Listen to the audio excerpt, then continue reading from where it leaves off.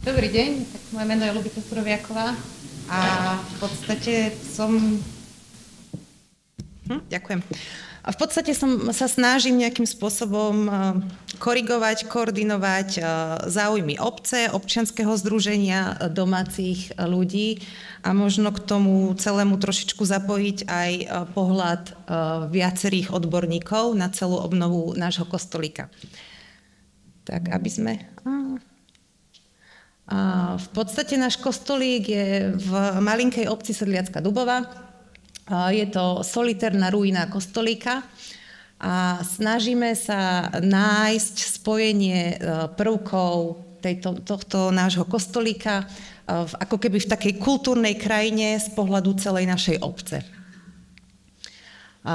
Prvý ročník tábora občianskeho združenia Dubová Kolonorum sa uskutočnil už v roku 1998, avšak my sme sa národnou kultúrnou pamiatkou stali až v roku 2019, kedy bol kostolík vyhlásený a z toho nám pramení dosť veľa problémov.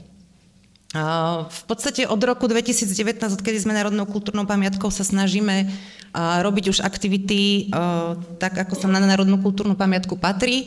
A teda začali sme samotnými výskumami v roku 2022 a v roku 2023 sme oslovili rôzne univerzity so žiadosťou o spoluprácu, aby nám pomohli vypracovať celý koncept obnovy, celý koncept obce a možno aj z pohľad cestovného ruchu na našu obec a kostolík.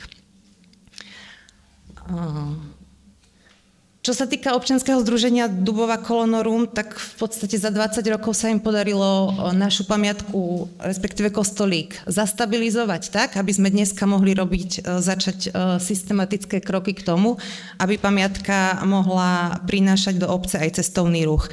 Keby nebolo týchto aktivít občianskeho združenia a ešte kým kostolík nebol pamiatkou, tak dneska by sme sa už určite nemali nad čím ďalej zamýšľať. Tu je trošičku taký pohľad na tú obec, ako vyzerala v čase prvého vojenského mapovania z roku 1783, asi kde bola rozrastená a tu je teda poloha nášho kostolíka. Kostolík neslúžil iba pre obec Sedliacka Dubová, ale slúžil pre veľkú časť Dolnej Oravy. Samozrejme, v obci máme aj nejaký prirodzený demografický vývin a tá obec sa od roku 1970 pomalinky rozrastá. Ten náraz nie je veľmi citeľný, ale to rozrastanie tej obce tam je. Čo vnímame ako taký veľký problém, s ktorým si nevieme ani možno sami poradiť, keďže nikto z nás nie je odborník na úplne všetko, tak sú hlavne pozemkové úpravy, ktoré sa začali v Sedliackej Dubovej ešte predtým, ako bol kostolík vyhlásený za národnú kultúrnu pamiatku. A teda tie pozemkové úpravy sa dejú v 3 miestach, dve nie sú naviazané na kostolík, ale tieto, ktoré prišli v tejto oblasti, tak už priamo nadväzujú na kostolík a na ten pocit tej solitérnej pamiatky. Ďalšiu vec, ktorú v obci riešime, je výstavba R3 a takisto nejaký pohľad ľudí, ktorí pôjdu po R3, ktorí budú len prechádzať okolo obce, ale aby mali možnosť náš kostolík vidieť zo samotnej stavby R3.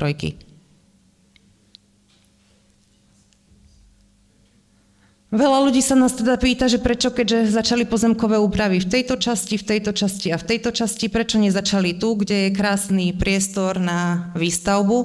Avšak toto celé územie je záplavové územie pre Oravu. V prípade, že by sa niečo stalo na Oravskej priehrade, tak naozaj toto územie by bolo celé zaplavené, aby v podstate sa znížila tá záplavová vlna. Bohužiaľ, dnes to teda už vyzerá takto. Pod kostolíkom nám vyrastol prvý rodinný domček. Z niektorých miest není až tak viditeľný, z niektorých miest je však viditeľný dosť.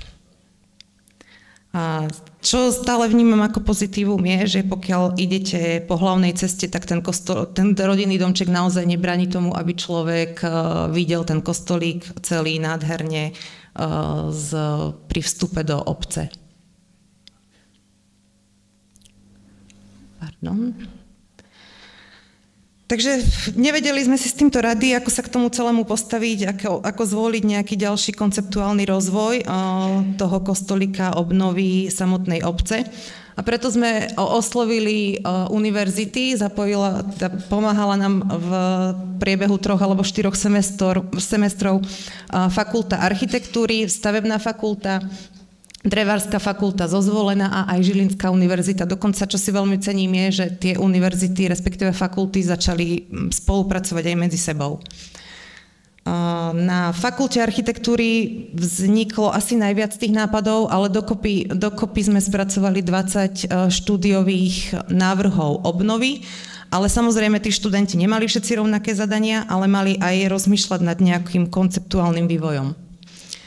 V spolupráci so Žilinskou univerzitou a s Petrom Krušinským na základe proporcií a sieťového modelovania sme sa dokonca dostali do fázy, že zhruba poznáme tie pôvodné tvary striech, pôvodné výviny a rovnako začíname pracovať s tým, že už vieme zhruba, akým spôsobom boli riešené klenby.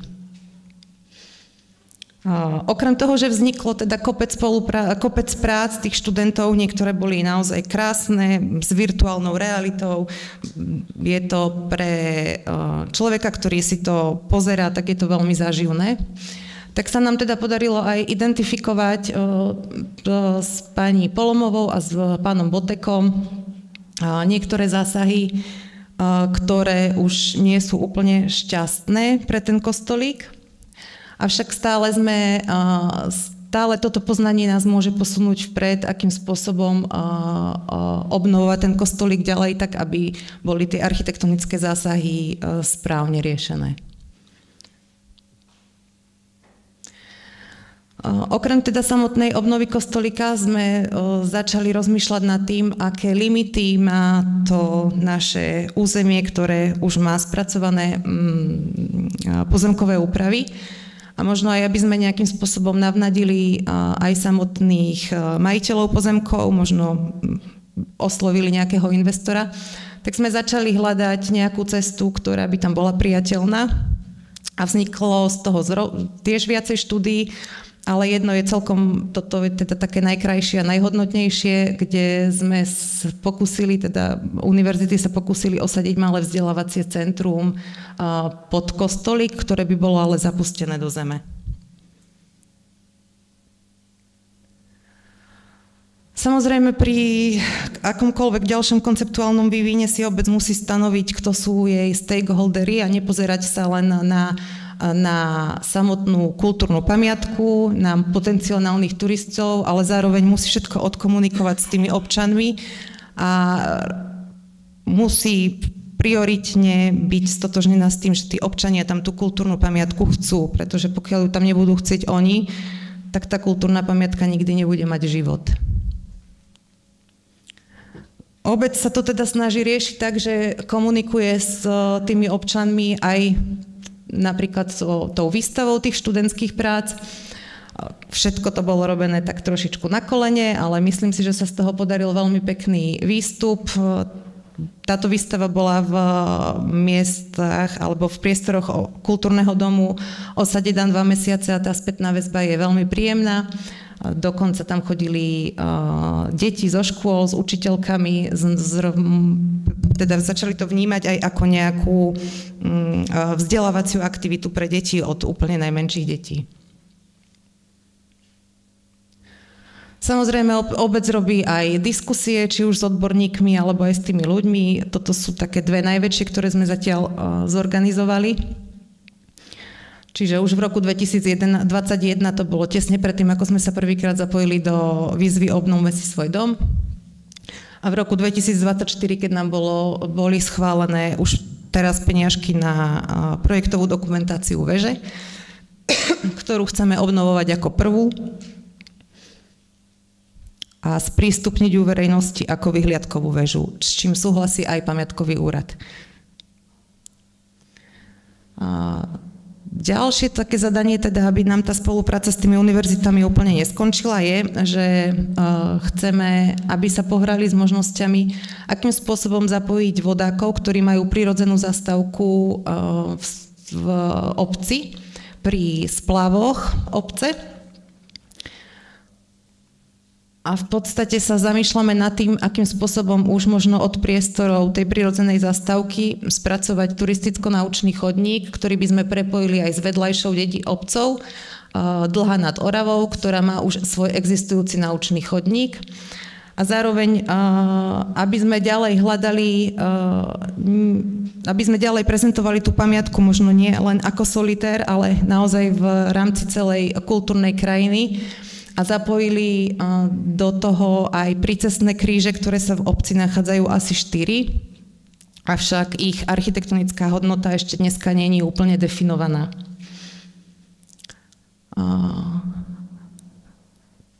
Teda obec sa naozaj musí snažiť balancovať pri určovaní tých priorit stakeholderov. Pracujeme s veľmi nízkym rozpočtom, keďže máme 500 obyvateľov. Všetci asi viete, ako sú obce tento rok na tom, a nie len tento rok. Ale samozrejme sa v prvom rade musíme pozerať na tie potreby tej ruiny, statického zabezpečenia a samotnej tej obnovy. Naozaj sa ideme aj ďalej snažiť. Páči sa nám tá spolupráca s tými univerzitami. A najbližšie 2-3 semestre sa univerzity budú snažiť spracovávať územno-plánovaciu štúdiu urbanistickú, tak aby sme dokázali čo najlepšie sklbiť požiadavky všetkých tých ľudí, ktorí nám v tej obci sa nachádzajú. Čiže občanov, neziskové organizácie, vzdelávacie organizácie, ale samotná tá pamiatka, aby tým čo najmenej utrpela a aby sa mohla samotná rozvíjať. Takže ďakujem za pozornosť.